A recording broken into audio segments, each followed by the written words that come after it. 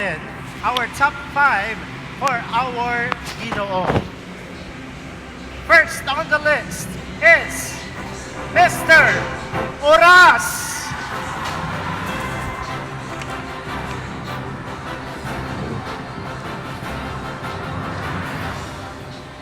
Being a medical laboratory science student, I specialize in studying diseases and its causative agents such as bacteria, viruses, parasites, and fungi. I also specialize in studying the intervention and prevention of diseases that are yet to emerge. Let's face it, COVID-19 is here to stay, and the fear that has brought us is insurmountable. As a future healthcare worker, I will serve in the front line and will also protect other people from emerging diseases. And that is why I'm standing here tonight right in front of you to encourage you to continue to advocate for our health workers, to continue to protect their rights, just like how they take care of our health. Because without them, we will not be having these kinds of events right now, and also the lessened restrictions when it comes to the COVID-19 pandemic. With that said, our tourism is now back on its feet. And it's not just their efforts, but also our collective actions as to why we're doing this right now. Because as one nation, we are all together, and that is because of our radical solidarity. Thank you.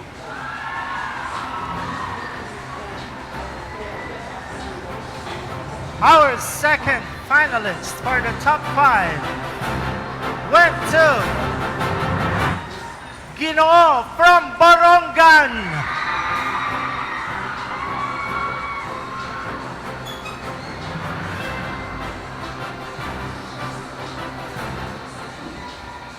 Ginoong Summer, also tagged as nature's wonder. Whenever I see the sunrise, I am mesmerized by how beautiful it is. So, in doing so, I would like to promote the municipality of Ginoong Summer because open your eyes as the Hanans. We have vast lands that we can perform, beautiful beaches, extraordinary waterfalls, and ecstatic caves. And we can do so by utilizing the nature and human resources. However, it is melancholy to think that some people are still in the poverty or even below the poverty line. So, as a future health worker and a future nurse, I would like to be the advocate, facilitator, and enabler, change agent for these people. And in doing so, when we utilize every one of us, we can be globally competitive and not just locally. Thank you. Thank you very much. Halfway through our top 5 for Ginoong. Our third finalist is Mr. San Carpio. As we all know, the tourism starts to bloom again after years of downfall due to the pandemic. So its impact into the environment. And this is where sustainable tourism comes in. Sustainable tourism is a form of tourism which is all about the balance of the 3 dimensions, namely social justice, economic development, and environmental integrity. You see, it is important for us to acknowledge and to recognize that there are impacts of tourism, both positive and negative. So, it is about maximizing those positive impacts and minimizing the negative ones. It is always the truth here that the tourism industry cannot be fully sustainable. But there are ways that we can do, there are steps that we can make in order for us to save this planet. You see, sustainable tourism is about promoting and creating opportunities to the locals, and especially in the field of business. It is about saying goodbye to plastics, especially the single-use ones, and saying hello to a greener and fresher and a healthier environment. It is about making you, the tourists, and of course the people, happy. Sustainable tourism is simple, fun, yet it has a great impact towards the society, towards the economy, towards the environment. So I am for sustainable tourism. Thank you very much. Our fourth finalist is Mr. Dolores.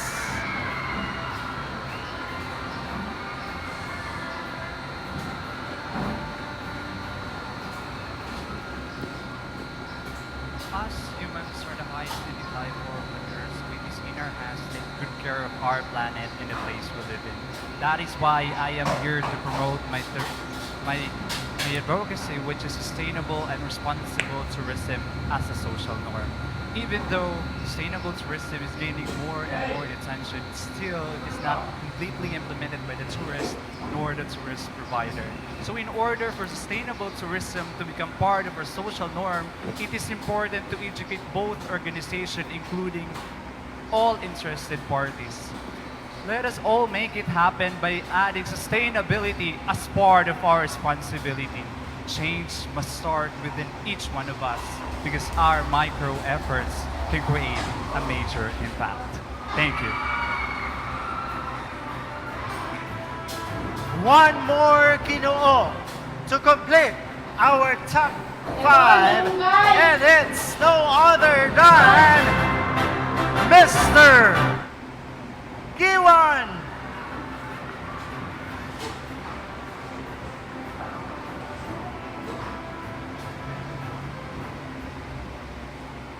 Eastern Samar's best natural resources boys.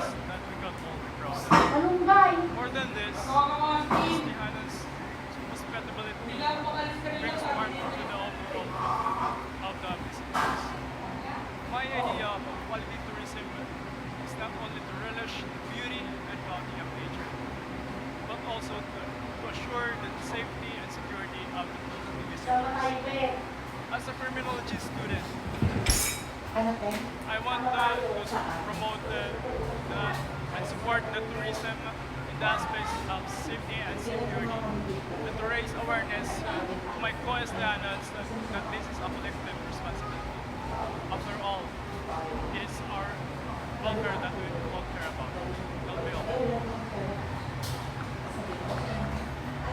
Thank you very much.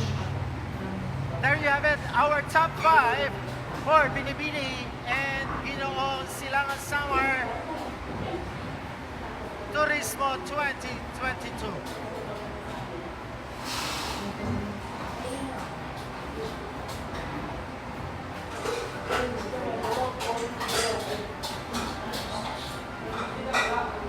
Okay, so now that we have our top 5, we would like to excuse first our gentlemen. We may go backstage, and we will have the final round of competition for our Binibini. We'd like to request our craftsmen, production staff to set up the chairs, and please move at the center. So the final round of competition is going to be the final question. There is a common question for our top 5 finalists, and they will have to write it down on a piece of paper, and they're given 2 minutes to be able to write down their answer. I will have to repeat the question twice for them, and after 2 minutes, I will collect their answers and read their answers. Okay? Please sit down, ladies. Okay, for the final round of competition, all top 5 finalists are back to 0. The judges will still be using the same criteria. May I call on stage our top 5 finalists for Ginoong. Ginoong Silangang Samar Tourism 2022. On stage, please.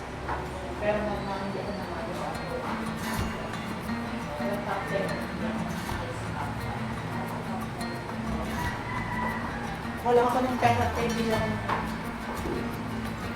So we have Mr. Oras, Mr. Borongan, Mr. San Mr. Dolores, and Mr. Guiuan. Same mechanics for the final round of competition. One common question will be asked. I will repeat the question twice, and then you are given 2 minutes to answer. You may take your seats and have the pen and paper with you. Okay,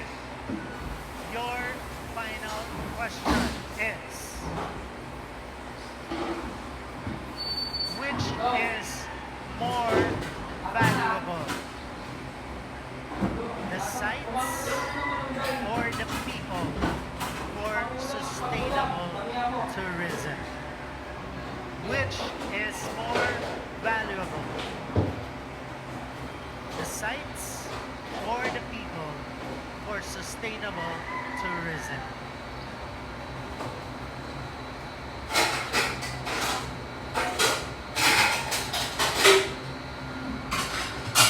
Timer, please.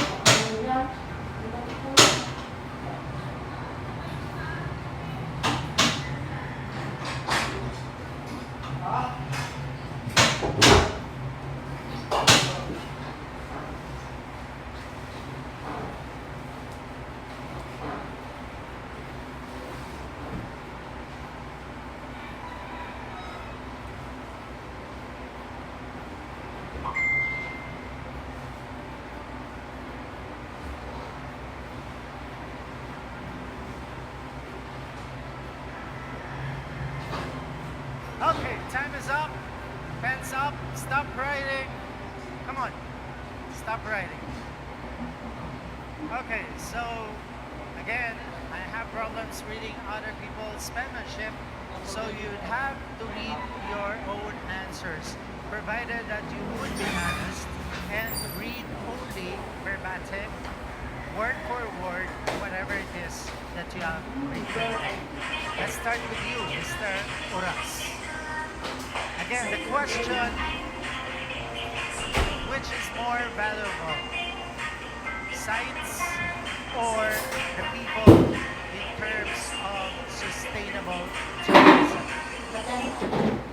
The people are more valuable for sustainable tourism because the people have the power to create the much needed change and to have the power to progress in our community. Through people, we are given the chance to improve the sites, to create a poignant feeling in a certain specific tourist spot. Let us encourage people, engage in our economy, and continue to do our part to make sure that sustainability can truly benefit our future generations. Thank you. Thank you very much. Next, we have Mr. Borongan. In a world where we look upon the scenery, we can't help to look about and wonder of nature. However, who made it possible for us to look upon this scenery? It was the people. People are important to sustaining life, the productivity of the community, society, and the world. Hence, the province's sole duty in saying, Aton probinsya, tawid nun una. And by being competent, we can also encourage and inspire others to become better, not just in the future to us. Thank you very much. Next, we have Mr. San Policarpo. I do believe people are more valuable for sustainable tourism. Although it is all about the balance of society, economy, and the environment, people/society should be the first because we are the one who are taking care of these destinations, valuing them, in order for us to keep the fun going as we visit and explore places here in Eastern Samar and other places in the Philippines. Thank you. Thank you. Next, we have Mr. Dolores. Sustainable tourism covers both parties. creating a wide range of space that creates a great impact towards a specific place. But for me, we should always put people first, as it is our slogan. Aton probinsya, tawo aton muna. And by that, we can have a progressive and a well-sustained province. Kaya nga siya ng Taipei, pero And finally, we have Mr. Guiuan. Sabi niya, ayaw niya. Dito naman kaya boy. Ikaw naman kaya boy. Sabi mo, ayaw mo. Ikaw ata sa inyo na, hindi. Sabi mo gano'n, oh. Hinila ko mo kay tita. will not exist without us people who will improve and nurture it. We people or visitors visit this tourist spot. This tourist spots and then see its beauty. That's all. Okay, thank you very much, Mr. Guiuan. That completes our final round of competition for our Ginoo and Binibining Silangang Samar. One final look as to who will be our second runner-up, first runner-up, and Ginoong Silangang Samar Turismo 2022. Beginning with Mr. Oras.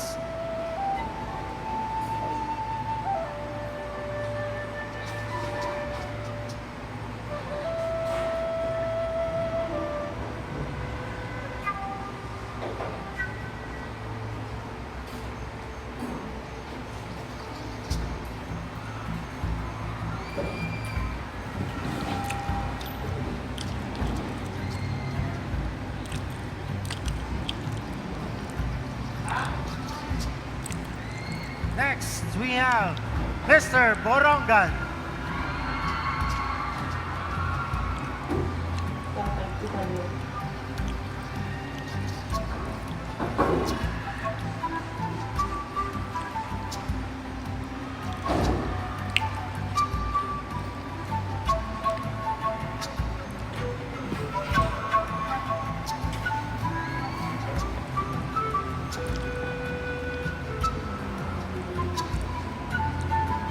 Mr. San Policarpo.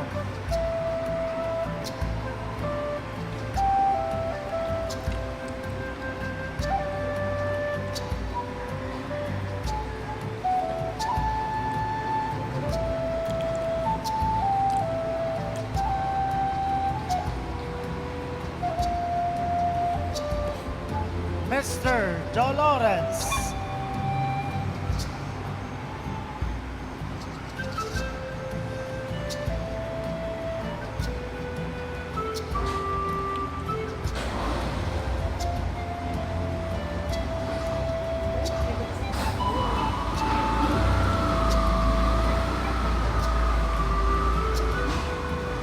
And finally, Mr. Guiuan.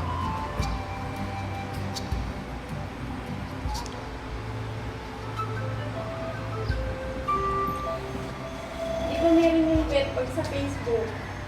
Madadownload mo siya sa, ay ma-share mo siya sa may story tapos sa may newsfeed. Ay, sa Facebook. Kasi sa ano yung pwede yan. Sa kanya, sa kanya. Okay, there you have it.